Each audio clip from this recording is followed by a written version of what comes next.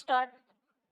Challenge in this appeal is the judgment of the learned single judge of the Patna High Court holding that the appellants were not entitled to a decree for specific performance of contract. In a second appeal filed by the respondent, the judgment and decree of the trial court, as affirmed by the first appellate court, were reversed and the suit of the plaintiff was dismissed. Originally, the suit was filed by the husband of appellant number 1. After death of appellant number 1, his legal heirs were substituted. The High Court proceeded on the basis that the plaintiff had not proved that he was ready and willing to perform his part of the contract. There was neither pleading nor evidence was tendered in terms of requirement of section 16 within bracket C of the Specific Relief Act 1963. Learned counsel for the appellants highlighted as to how the judgment of the High Court suffers from various infirmities both factually and on principle of law.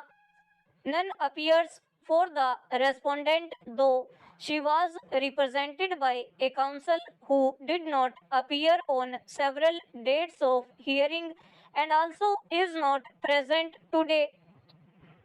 The High Court recorded findings to the effect that there were no specific averments in the pleadings that the plaintiff was ready and willing to perform his part of the contract, and also no evidence was adduced in this regard. As rightly pointed out by learned counsel for the appellants, the findings are contrary to the materials on record, as noted by the first appellate court in various paragraphs of the plaint, more particularly paragraphs 18 and 22, specific averments regarding readiness and willingness of the plaintiff to perform his part of the contract have been made. Additionally, the plaintiff, who was examined as PW9, has categorically stated that he had gone to tender the money, that is, the consideration, to the defendant, who was not agreeable to return the sale deeds, and therefore the only course left open to the plaintiff was to file a suit. On this ground alone, the judgment of the High Court is vulnerable.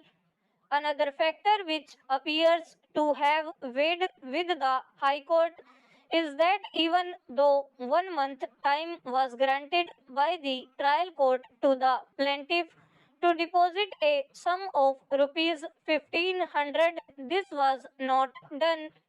This again is a finding contrary to the materials on record. There can be no quarrel with the proposition that in a suit for specific performance of the contract, the plaintiff must prove that he was ready and willing to perform his part of the contract continuously between the date of the contract and the date of hearing of the suit.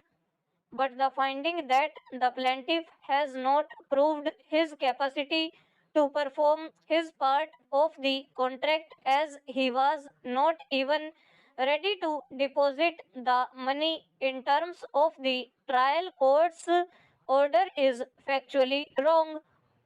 It appears that no such plea was raised by the defendant before the first appellate court.